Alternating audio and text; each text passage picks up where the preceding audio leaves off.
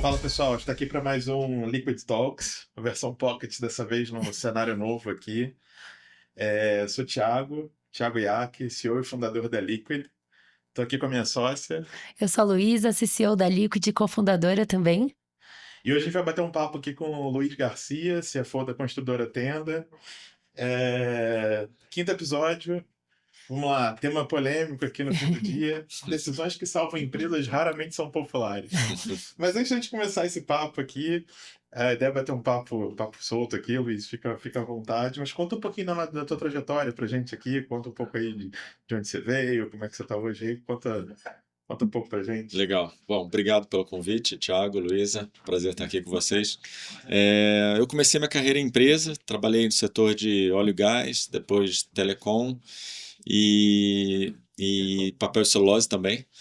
E em 2009 eu iniciei no setor imobiliário e nunca mais saí, né? Então, trabalhei desde empresas do segmento, como atuo hoje na Construtora Tenda, e até bancos de investimento, e fui sócio de gestoras também, focado, no meu caso, investindo focado no setor imobiliário também. Então, tenho uma longa jornada aí no setor imobiliário desde 2009, mas também passei por outras empresas antes, outros segmentos. Não, bacana, porque essa trajetória, né, fora do imobiliário, ela deve somar bastante ali, né? Você deve ter um desafio. A gente fala muitas vezes com muita gente do imobiliário, muitas das lideranças do imobiliário ou vieram de engenharia, um número pequeno ainda vem do mercado financeiro, outras indústrias. A gente tem algumas pessoas que fizeram carreira no imobiliário, assim, a gente conversa com gestores que foram estagiários, não poucos, começaram Uhum. estagiando nas Começar. empresas, seguem, crescem. E a gente sempre vê muita maturidade quando a gente vê essa visão externa ao mercado imobiliário, né? Que tem suas peculiaridades ali, mas você agrega. Como é que você agrega hoje um pouco da tua experiência ali? O que que você trouxe? Acho que um pouco de visão externa para entrar no imobiliário. Eu acho que o legal da área financeira é isso, né? Você poder navegar entre diferentes setores e entender a dinâmica de cada um, né? Então, acho que quando você está numa commodity, né? Que nem eu trabalhei em celulose, né? Que era Aracruz, que hoje faz parte da Suzano. É um outro, né, foco, você tem que custo fabril o tempo todo, é você ser eficiente na cadeia logística e né, desde o início do processo produtivo até a entrega final para o cliente. É, a incorporadora, aí acho que já até um pouco o tema né, do nosso episódio hoje, tem um pouco essa questão do conservadorismo, você tem um investimento de ciclo longo, e papel celulose também era, né? Você começa a plantar 7 anos antes, mas é um investimento de ciclo longo e você precisa se programar para isso, né? Você compra o terreno, a gente compra o terreno às vezes 5 anos antes, em alguns casos, se você for lançar faseado, 7 anos antes o ciclo total, né? Um ciclo de 7 anos. Então eu acho que a área financeira, ela, ao mesmo tempo, você tem essa mobilidade, essa flexibilidade em atuar em diferentes setores, mas é legal você sempre também trazer o que é o foco, né? O que é o diferencial que a gente pode olhar em cada segmento, cada um desses segmentos, né? A gente fala muito isso, né? Dos ciclos do imobiliário, né? O imobiliário ele tem o seu ciclo longo. Tudo que a gente vê que está ficando pronto hoje começou, na verdade, muito antes. Começou lá com o Lead Bank, começou antes, mas tem vários ciclos muito menores e ainda você tem o ciclo econômico influenciando em tudo, né? Como você está comprando terreno, a Selic tá baixa, quando você vai lançar, ela É. está alta, quando você está Não, repassando a legislação também, né? A legislação muda. Vai mudar. legislação muda. E como é que é esse cenário para você aqui desses ciclos, em especial aqui, aí já puxando um pouco pro tema do episódio, o CFO, historicamente, sempre que a gente conversa com o CFO aqui, a gente fala isso, né? Que o CFO, ele tem que dizer não. Ele tem que dizer não muitas vezes porque, cara, gestão financeira é isso, né? Gestão financeira não é eu posso tudo, eu tenho que estar encontrando o caminho, tem que ter o caminho da estratégia, mas especialmente balancear entre uma visão, quando você está olhando expansão, caso aqui da Tenda, mas Uhum. todas as grandes empresas, né? Tem sempre uma visão de expansão, mas versus o dia a dia, né? As decisões, elas às vezes, mesmo com um ciclo longo, elas são para hoje. É. Tem decisões que você toma hoje que elas vão influenciar o futuro. Como é que é a tua atuação hoje? Como é que é a tua visão Eu dentro acho desse que cenário? legal. Eu acho que assim, a gente olha muito quais são os pilares de longo prazo da demanda para aquele segmento, né? Acho que essa é até uma das razões da gente estar focado no segmento de baixa renda, né, na habitação popular, porque onde tem o fator demográfico é o mais favorável, né, você tem o maior número de formação de famílias, você não depende da taxa de juros né, Uhum. do momento, né, toda a carteira, né, vem do FGTS, então quando você olha você tomar uma decisão de investimento, que como você bem colocou, Thiago, né, às vezes é esse ano, agora ano que vem, e entre o final desse ano e ano que vem, nós estamos abrindo operação em 2 novas capitais, né? Então, João Pessoa e retomando Curitiba. Ah, que legal. E no início, essas operações elas consomem caixa, né? Você precisa Se fazer o investimento na investir. frente, exato.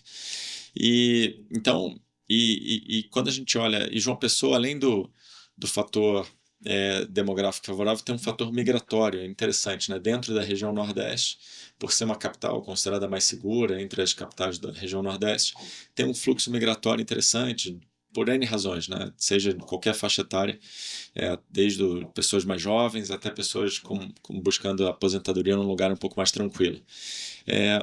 Então, então acho que olhar esse investimento de longo prazo, mas tendo certeza que a demanda ela tem pilares estruturais que sustentam essa decisão também a longo prazo, acho que isso é muito legal, né? E eu acho que hoje o Minha Casa Minha Vida ele também passou a ser um programa de governo, como a gente comentou aqui, né?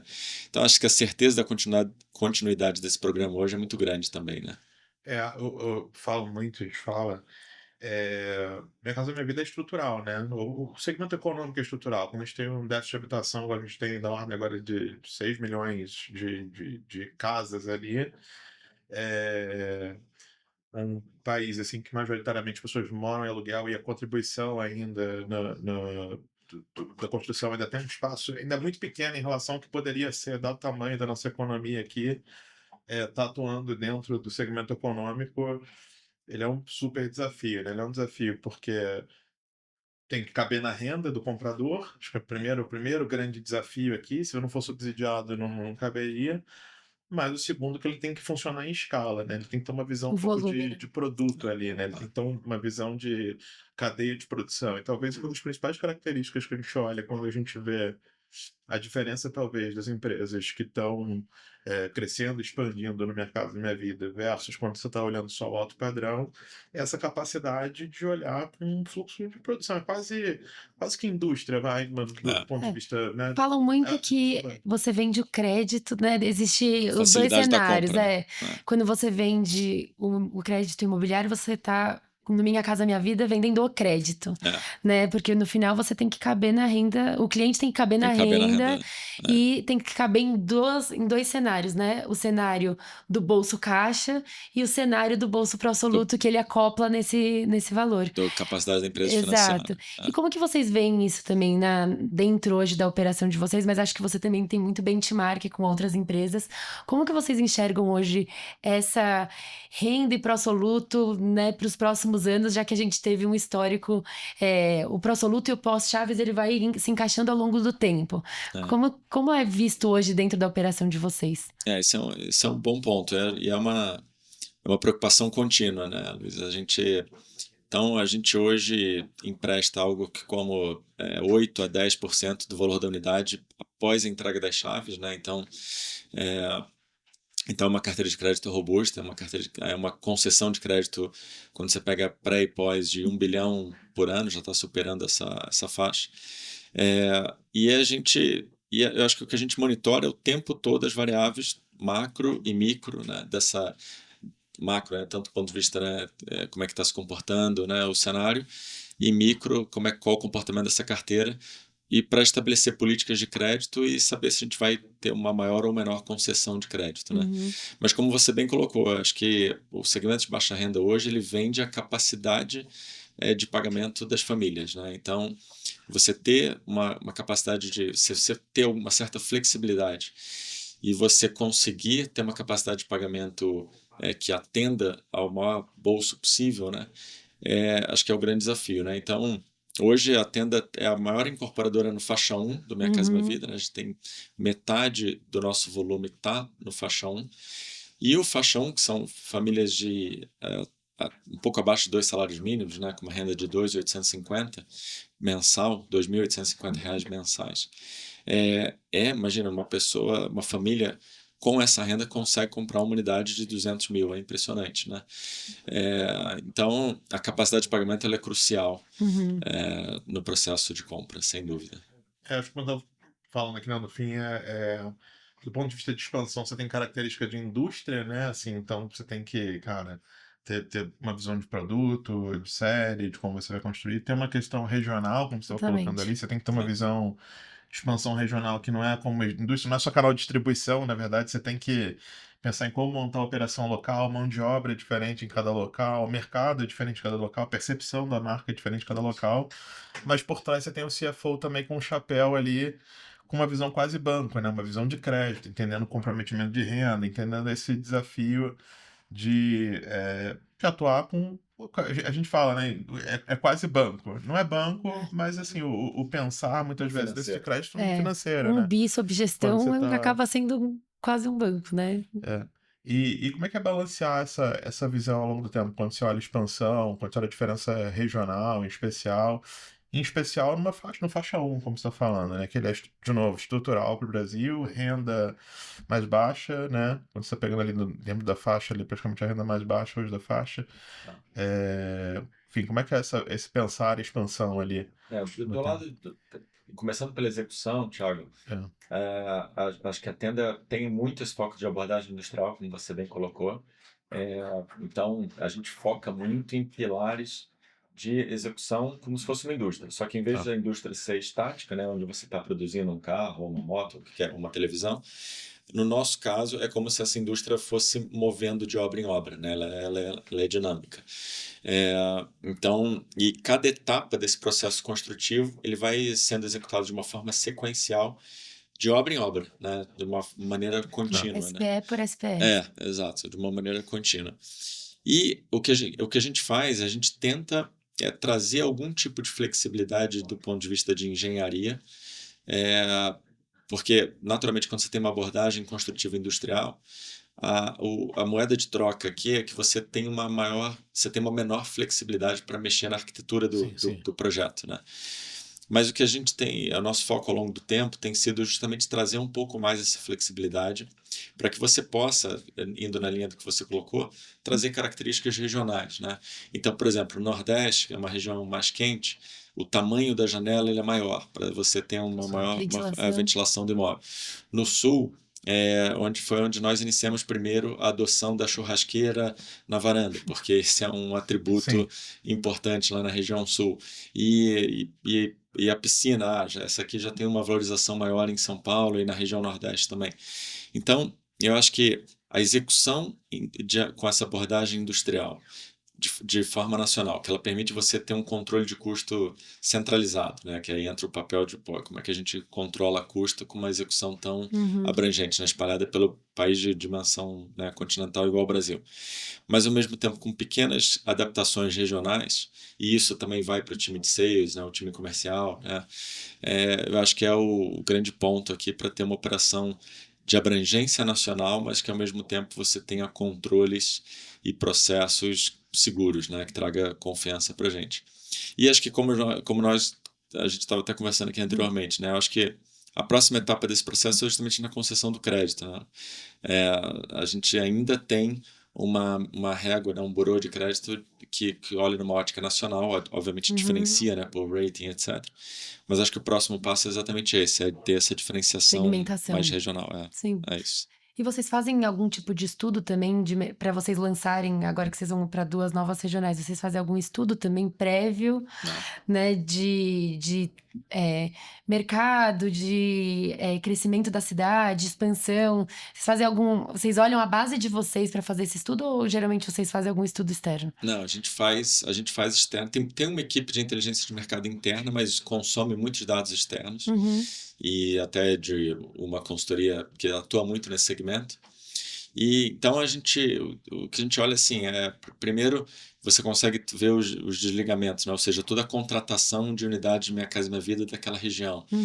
E aí a gente confronta isso com uma demanda potencial com base na formação demográfica, mais o efeito migratório. Então, e aí a gente vê se a cidade está muito ofertada, pouco ofertada, como é que está por faixa. E assim a gente decide entrar. Então, hoje, acho que praças, né, além de João Pessoa, que nós estamos entrando, Curitiba, eu acho que Centro-Oeste também é uma região que tem se destacado. Nós estamos em Goiânia e é uma região, acho que não só a Goiânia, mas outras capitais do Centro-Oeste também têm tido uma demanda muito forte, né? Expansão, né? Crescimento. Pelo crescimento, exato. Bom. A gente fala muito, quando tá olhando expansão, né? Às vezes você tem muita vontade de crescer, você precisa crescer, você tá puta, ali pilhado para crescer, ou ganhar território, ganhar mais mercado. Às vezes tem uma decisão, cara, quando você tá olhando, e aí eu com o chapéu de CEO aqui da empresa também, né? Você quer precisa crescer, precisa vender, precisa trazer cliente no dia a dia, mas às vezes você pode tomar decisões que são erradas. Putz, em tecnologia a gente olha muito que é a questão do fail fast, né? Ou seja, eu tenho que falhar rápido para poder entender e corrigir rápido. No mercado imobiliário a gente talvez não tenha tanta margem para falha, né? Não dá para eu lançar um empreendimento e descobrir que eu errei no meio do caminho ali. E aí, dentro da lógica de vocês lá de expansão, assim, o que é limite para erro? O que vocês têm hoje? O que é a tua visão ali, como CFO, dos limites para erro dentro da incorporação e o que não é limite para erro dentro da incorporação? Eu acho que primeiro você definir qual o tamanho do investimento e como é que esse investimento ele se comporta em relação à estrutura de capital da companhia, né? Então, hoje, o nosso maior investimento, ele não está nem... O investimento para abrir uma nova regional, ele acaba que, diante do tamanho da empresa, hoje ele se tornou pouco relevante, né? Então, hoje, o nosso maior investimento numa operação nova, ele está na Alea, que é o segmento de casas, né? Que é focado no interior, principalmente no interior de São Paulo, mas ele pode ter uma abrangência também nacional. E ali sim a gente tem um investimento grande, porque ali de fato foi construída uma fábrica, né, para que constrói essas casas com uma tecnologia que usa madeira de reflorestamento, né, wood frame. São painéis, tem placas, os painéis têm 7 ou mais camadas, né, dependendo da... Mas, e a ideia, qual foi? A ideia, existe um mercado enorme, muito fragmentado, que é o mercado de atuação de casas no interior, ou seja, todas as cidades, né, tirando as principais capitais, todas as cidades do Brasil tem mais de 5.600 municípios. Né? Então, na maioria dessas cidades médias e eventualmente até as pequenas, né, mas vamos dizer principalmente as médias, que é o nosso foco, as pessoas querem morar em casa, mas a oferta do produto casa ela é muito restrita. Normalmente você tem autoconstrução, né? A pessoa que contrata tem uma dor construir, né? Acho que tem que a pessoa para uma construção né, isoladamente é sempre é difícil, tem desvio de custo, você gasta muito mais do que esperava, o prazo é longo. Então a ideia da Alea é você ter essa oferta do produto casa, que hoje é muito restrita, nas cidades do interior, que é onde as pessoas querem morar em casa, né, em detrimento de apartamentos. Né? E ali sim a gente tem feito um investimento, então essa é uma operação que consome caixa. O nosso foco é que esse consumo de caixa não seja material no todo, né, ou ele tem uma relevância pequena, né, que o todo consiga suportar, e é assim que a gente está. Né? Nós divulgamos até um guidance semana passada focado exatamente nisso. Então, o nosso grande investimento hoje está na Alea, que a gente entende que é um mercado enorme e pouco penetrado, ou seja, muito fragmentado hoje. Porque as regionais, na verdade o interior de São Paulo, ele tem uma necessidade, mas acabam indo muito para loteamento, né? Pouco exploram a parte das casas. E é faixa 1 também, o de faixa vocês? 1 e faixa 2, principalmente. A ideia é atuar na faixa 3 também. Mas isso que você falou, Luiz, virou um mercado enorme, porque teve muito desenvolvimento de loteamento, principalmente no pós-pandemia, né? Que as empresas aceleraram muito desenvolvimento de loteamento. E o loteamento, assim, hoje, dada a dificuldade de financiamento, você tem que comprar numa tabela direto com um loteador. O que uma família paga para comprar um loteamento popular é o custo de mercado. É o que ele paga hoje no Minha Casa Minha Vida para comprar uma casa que custa três vezes mais, né? Dada a diferença de taxa de juros, né? Então é uma proposta de valor incrível assim para a família, né? Porque ele paga o mesmo valor mensal. Ao invés de comprar um lote, que ele teria que depois construir a casa, ele já compra a casa. E às vezes ele nem vai conseguir construir a casa, né? Exato. Eu tenho visto muito essa defasagem, né? Como se fosse uma vacância, né? Mas acabam comprando o lote e não conseguem executar para a construção da casa. A gente tem várias fotos, assim, onde a gente fez no loteamento de um terceiro e eventualmente já tinham lotes vendidos E aí tem uma casa construída pela Leia, vizinha de uma casa autoconstrução, né? Assim, é impressionante, né? A casa de autoconstrução, ela tá no tijolo puro, sem E não acabamento. tem, eles não têm muita noção também, né? Como você vai construir, não existe um padrão.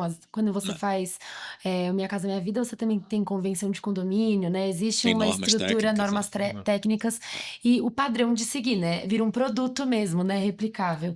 E quando você faz loteamento, nem sempre você consegue instituir, né? Isso se for Exato. um loteamento aberto, enfim.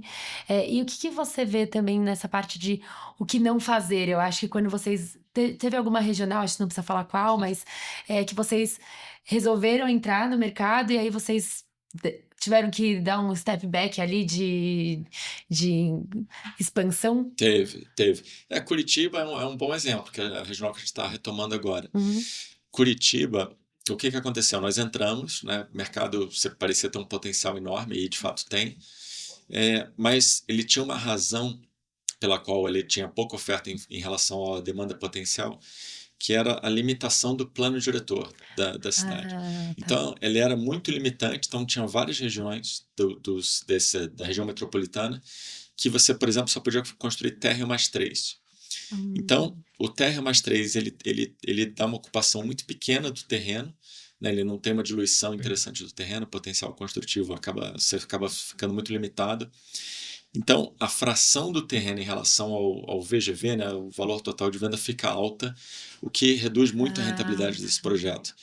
E então, muitas vezes, quando isso acontece, a gente faz um trabalho junto institucional, né, não só a Tenda, mas traz todo o setor junto, via associações, ou Abrainc, ou o que quer que seja, ou as associações locais, regionais, né, para mostrar para a prefeitura, para o município, para a Secretaria de Habitação, que essas limitações, né, do plano diretor da cidade são muito limitantes e com isso restringe muito a oferta de habitação popular. E na maioria das vezes nós somos bem sucedidos nisso, porque de fato é só fazer benchmarks, né, e comparar com outras regiões onde o segmento popular está sendo muito...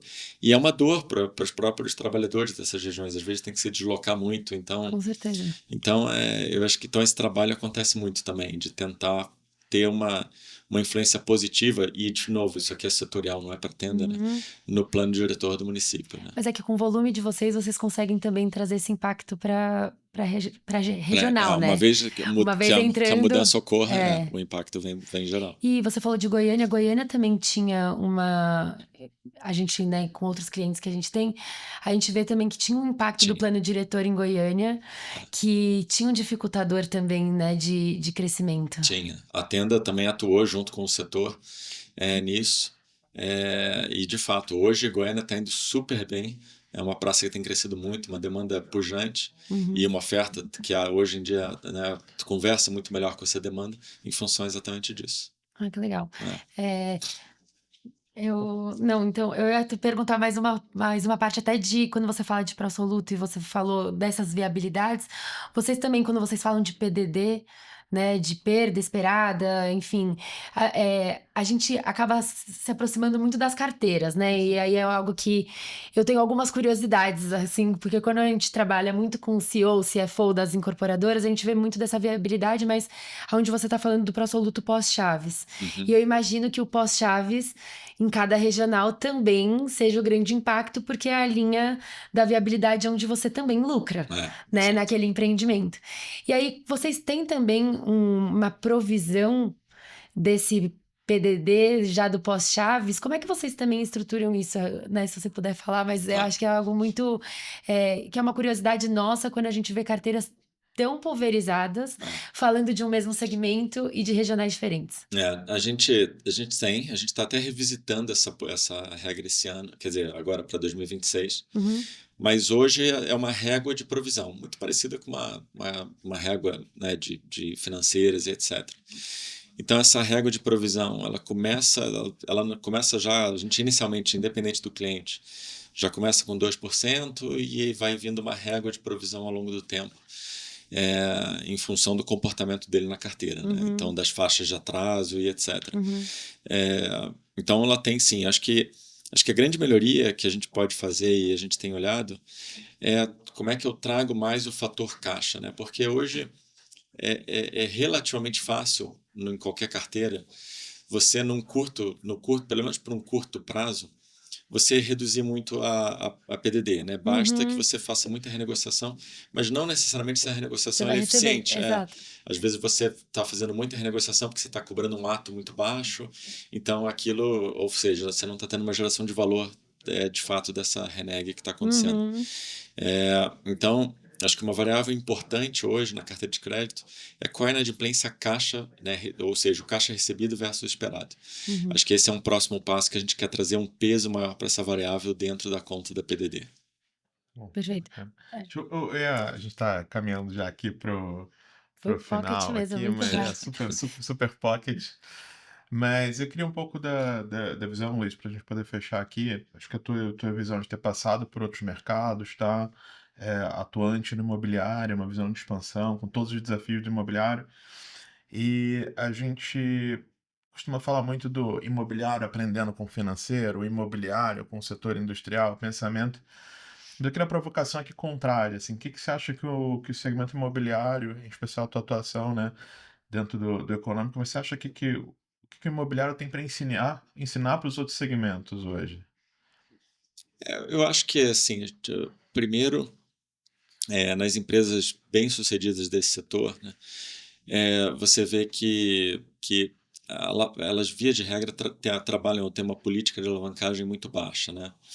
Então, acho que o que ele tem a ensinar é que, por exemplo, setores onde você tem uma alavancagem operacional alta e uma baixa necessidade de capital antes do desenvolvimento desse projeto, que de certa forma você se alavanca em cima das próprias permutas do terreno, né, e por aí vai, você deve atuar com uma alavancagem financeira baixa, né? Uhum. Ou seja, então alavancagem operacional alta, alavancagem financeira baixa, né? Porque você aqui como eu disse, né, já consegue se alavancar muito porque você não precisa empregar capital em terreno, você pode fazer permuta.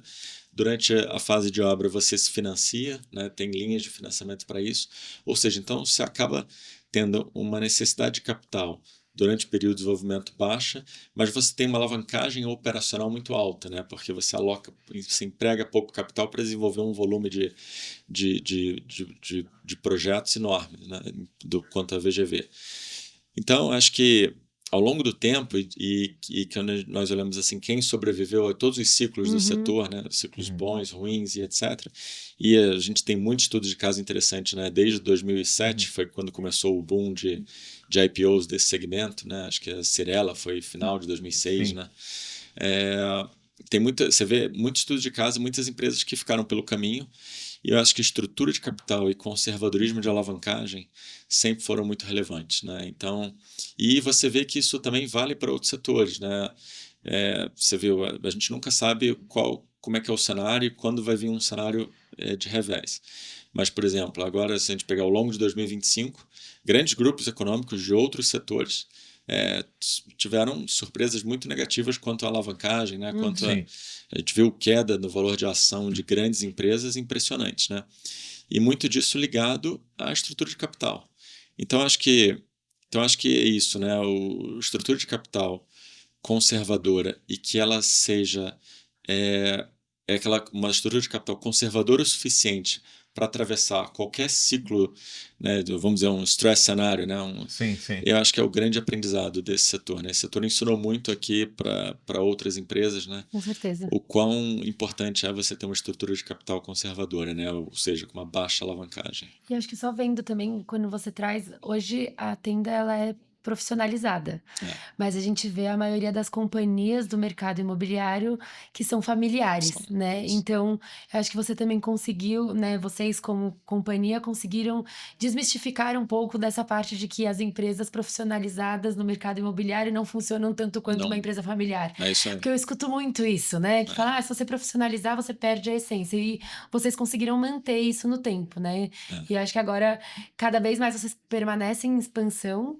E buscando profissionalizar ainda mais. Acho que quando você traz esse ponto pra gente, né, do conservadorismo, mas também da política, de como vocês acessam o pró-soluto, o que vocês olham como pré e pós-chaves, enfim, eu acho que vocês têm uma visão estratégica que às vezes a gente perde um pouco isso quando a gente fala de planejamento e quando a gente fala de um governo, como é que vai mudar o governo em 2026, ou se você tem uma consistência na operação e você tem uma previsibilidade, no final vocês conseguem trazer isso e profissionalizar, né? Qualquer um que estiver ali dentro dessa cadeira, né, de vocês ali, vocês conseguem replicar o que vocês vêm fazendo nos últimos anos. Acho que isso é essencial, acho que isso é uma mensagem importante, porque quando a gente fala muito, né, a gente tem conversado muito com esse setor, a gente vê que existe uma dificuldade de implantar e profissionalizar algumas coisas que sempre foram feitas do mesmo jeito, porque a família sempre fez, né? Eu acho que esse é legal que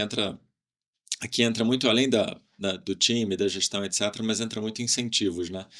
Então, por exemplo, no nosso cardápio de metas, assim, 2 principais, você tem o resultado, né? Quanto o lucro, ou você pode medir por diferentes métricas, né? Mas nas operações a gente olha até a linha do resultado operacional e do EBITDA, né? Mas na holding o lucro.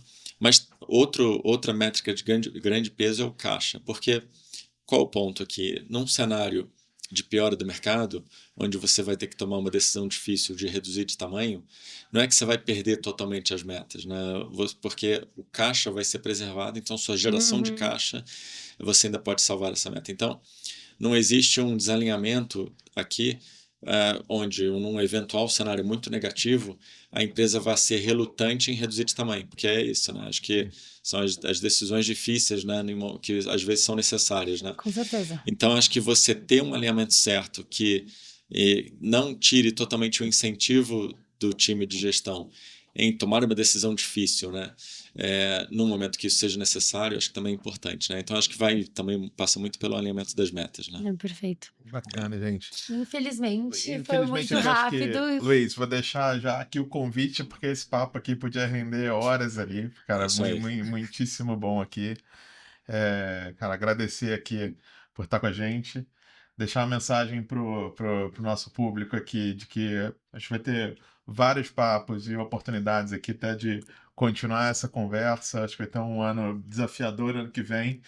Mas muito positivo, né? A gente estava falando sobre começando isso. com uma visão aqui do Luiz já muito, muito positiva. Então, Isso aí. se você quiser agradecer. Se você quiser agradecer também, mas eu queria agradecer a sua presença, falar que a gente também pode fazer mais um bate-papo com mais pessoas, a gente sempre faz com 2, 3 pessoas do mercado, então a gente vira meio um bate-papo, quase um happy hour, então é que hoje tá cedo, Tá cedo. e é final de ano, então obrigada por também ter remanejado aí sua agenda, pra estar aqui com a gente, e com certeza não faltarão oportunidades, se você quiser também. Próximo a gente faz no horário do happy hour. Final do dia. Obrigado, Thiago, Luiz. Obrigado a todos. Obrigada, gente. Tchau, tchau.